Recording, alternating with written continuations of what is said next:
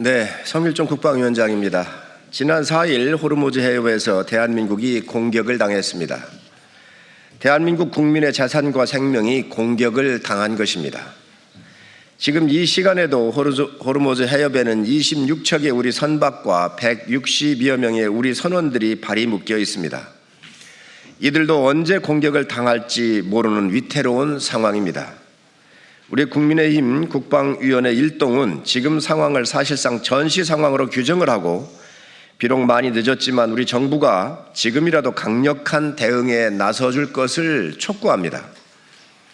그동안 국방부는 분쟁 지역에서 대한민국 국민의 생명과 재산이 피격당하는 심각한 사태가 발생했음에도 아무런 대응 없이 손 놓고 있었고 우리 국방위원들이 보고 요구에도 전혀 응답하지 않고 있습니다.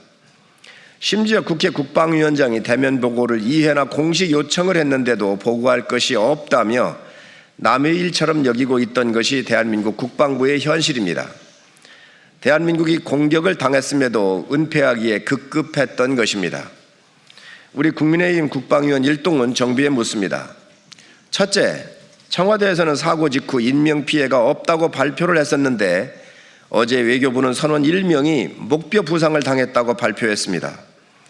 청와대 발표가 거짓이었던 것입니다. 인명피해 발생 여부는 무엇보다도 중요하고 가장 먼저 정부에 보고되었을 것입니다.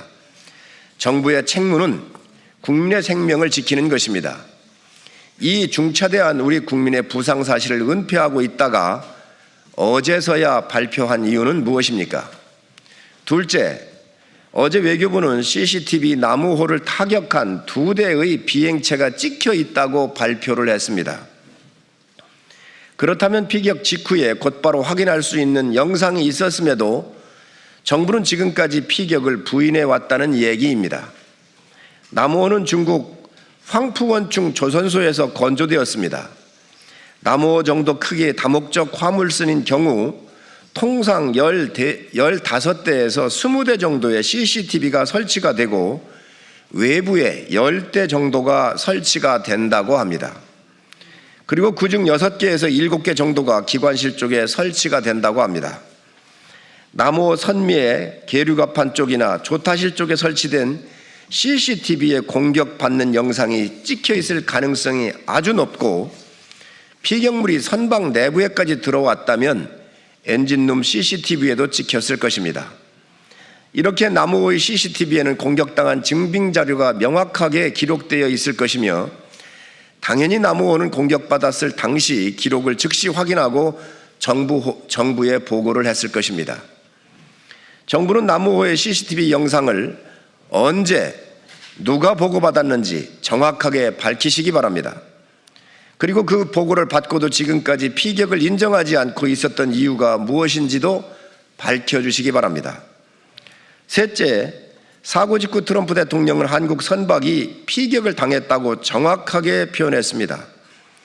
정보 대국이고 우리의 동맹국인 미국의 대통령이 이미 피격이라고 확인한 사항에 대해서 우리 정부가 선박 화재, 미상의 발사체라고 표현한 이유는 무엇입니까?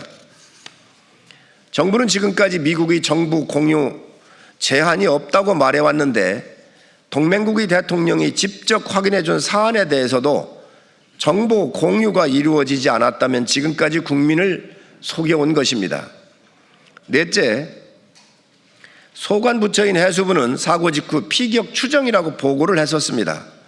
그런데 다음날 오전부터 우리 정부 부처들은 선박 화재라고 표현을 하기 시작을 했고 어제 외교부도 피격이라는 핵심 단어 대신 미상의 비행체라는 애매한 표현만 사용했습니다.